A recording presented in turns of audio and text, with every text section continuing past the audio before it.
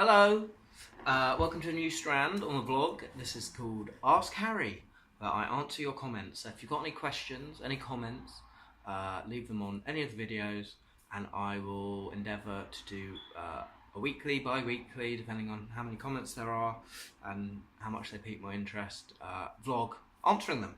So let's get started. We had a few comments on the last video. Do diabetic cyborgs dream of electric Game of Thrones actors? Got some comments. So here we go. Joe Jacobs is Jester Jacobs, the shout out hungry little rat. Loving the content. Thanks, Harry. I can still do the jingle if you need. No, Joe, I needed it 6 months ago. I don't need it now. That show is dead in the water and you played a part in that, so I don't need it. Appreciate you telling your audience to check out my content. Sure, happy to help. Keep up the great content. Could you say content anymore, Joe? Yes, 2 more times apparently. Can you show us your noteboard in future content? Would be great to see how the content is created. Well, I mean, you're an absolute mug if you think any effort goes into creating this content. I can show you how I create this content. I go and I just start talking. That is it. There is no writing, no written, nothing is written down. There's pretty much zero preparation. So I suppose, actually, well, the preparation is living my life. A friend of mine probably described me best once, or what I do, which is like, so basically in improvisation there's a technique called yes and what that does is it helps to propel the improvisation, you know, because if you say yes and it doesn't shut it down, you know what I mean? For example, if you go if there's 2 improvisers and one of them's like, oh, such a lovely day to be driving my car, the other improviser will go, yes, and seeing as it's so nice, why don't you put the roof down? And then the improvisation can continue and continue. Whereas if he was to go, oh, such a lovely day to be driving my new car, and the other guy was like, no, but we're in a plane, it just shuts it down. Whereas, so in life, I yes and. For example, I went on a date with a prostitute last night, and now a lot of people that have shut that down. Whereas I was like, you know, I met her on a dating app, she told me what she did, and a lot of people were, no, I'm not meeting you. Whereas, yes, and what time shall we meet? And I'm not going to tell you about that in this vlog, but I might not ever tell you about it ever. But my preparation is in real life by just yes-anding stuff and sort of experiencing different things. The Mysterious T comments semi-regularly. Happy for you to stay anonymous, don't need to know your name. You come up as a T whenever you comment, and I'm assuming it's the same person. You said that author's name and mentioned that podcast, so just watched the whole thing with a view to getting confirmation as to how his surname is pronounced, and none was forthcoming. Well, let me help you out here. T, it is pronounced Chuck Palahniuk. And I'm sorry that you sat through a whole vodcast waiting to find that out. I hope that you weren't just distracted and waiting for the whole podcast to hear that, and you actually listened and enjoyed the podcast. I found it fascinating. Very interesting guy, very out there, sort of quite intense guy.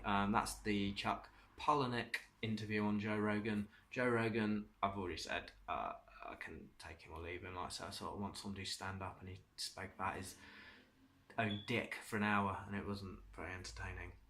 But he seems alright.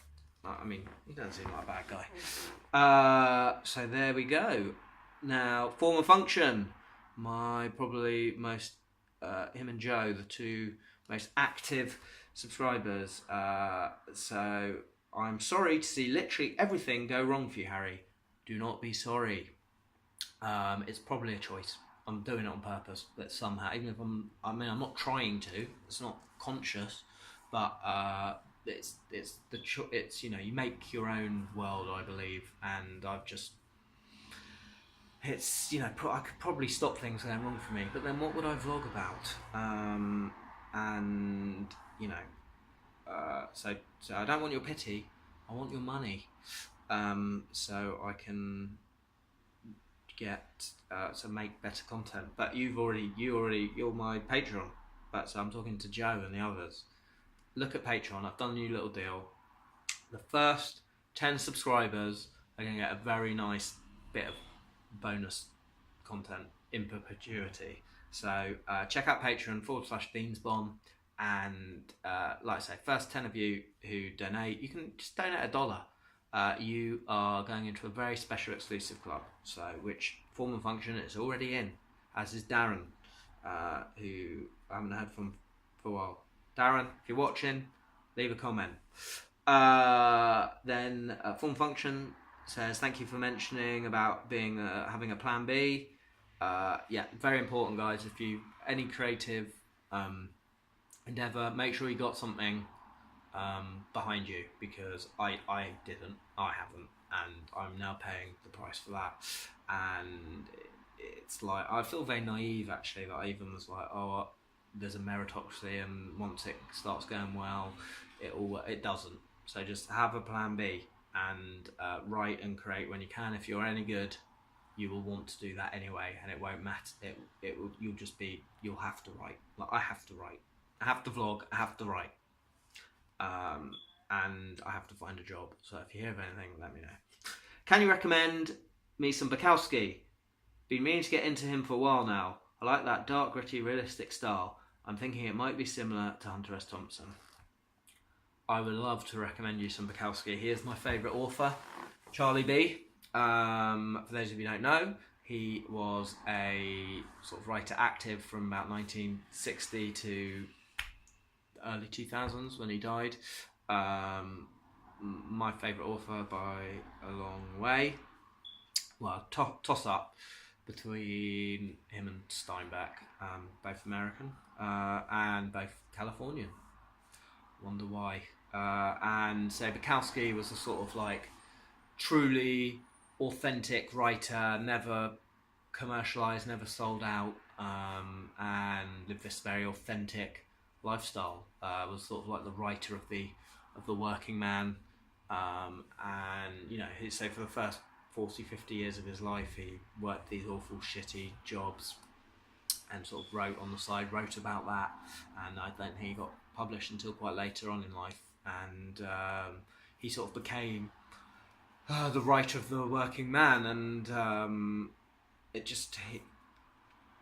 I guess the uninitiated or the uneducated people who don't like Bukowski, they say it's just stories about getting drunk and working a shit job, but I feel like it's so much more than that. It's he writes in a style that's, well, the main thing about him is he writes very simply. So his books are very easy to read, and they're not complicated. They are intellectual, but they're not complicated. So they're very poetic. They're beautiful. They're from this position of desperation and sort of emptiness and having nothing and making something out of that. And just his philosophy is brilliant. And he's I would have loved to have met him. And he's inspired many people. I don't think he would be published now. If he was around now with the old SJWs and Me Too, he'd be shut down in minutes. I mean, he is. We got criticism even like 30 years ago about his writing. So imagine what the soft, sensitive generation who we have now would think of it. I mean, he's derogatory. He's described as derogatory to women, and I mean, I'm not gonna. I mean, I think maybe a later date I could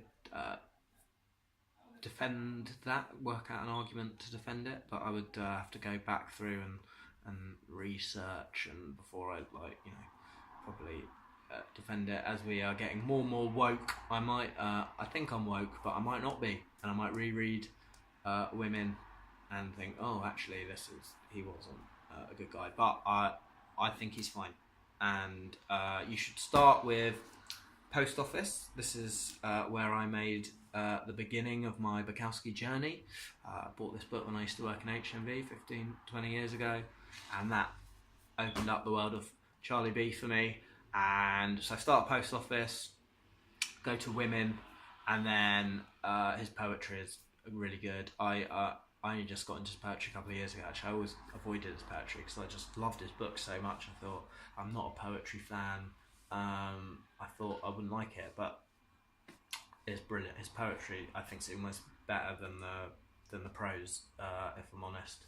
And then one of my favourite Bukowski books isn't even written by Bukowski. It's a biography of him called "Locked in the Arms of a Crazy Life" by Howard Souness, and check that out.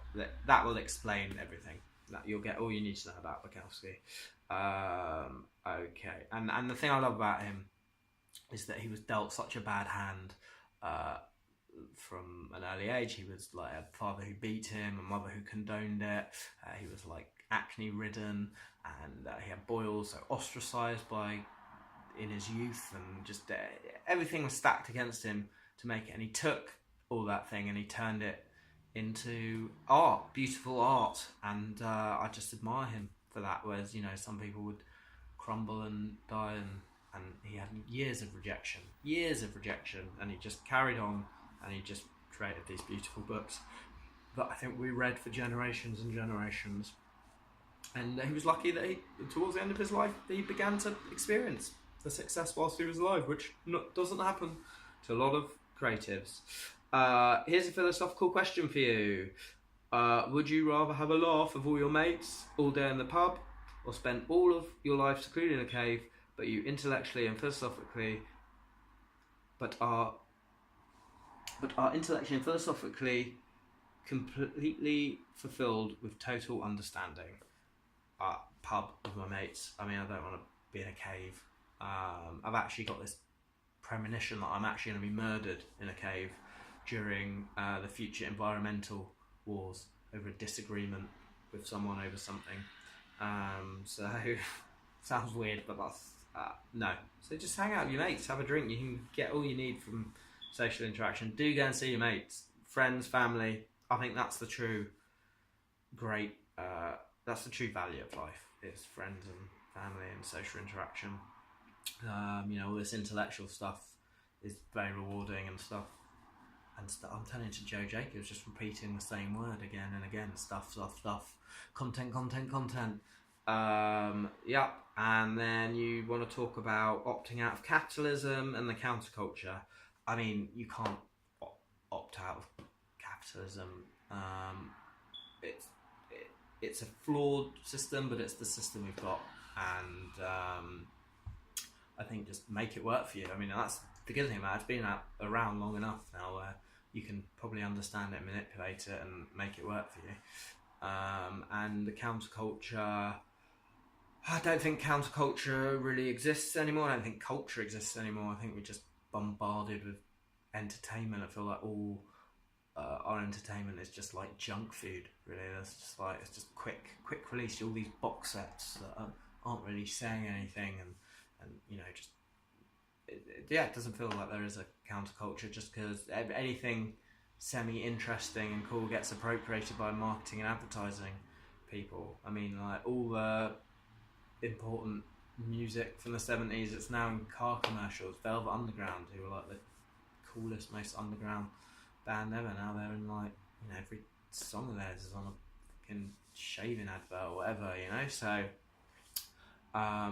you know, I think the counterculture in the old days, an artist could make like a very small living out of it, and that doesn't exist anymore. The internet's ruined all that. In fact, I'm going to do a vlog about how the internet has taken an income away from sort of independent outsider artists. But yeah, so there we go. There are the answers to the comments. If you've got any comments, any questions, you want to ask me anything, leave comments below this. Have you got any thoughts on Bukowski, a divisive figure? Who is he a suitable writer for the Me Too generation? Leave a comment anytime, interact me, and I'll do one of these a week if there is demand and interest. Guys, I'll see you on Friday. Don't know what I'm going to vlog about yet. but I've got the whole week ahead of me to work it out. Ciao.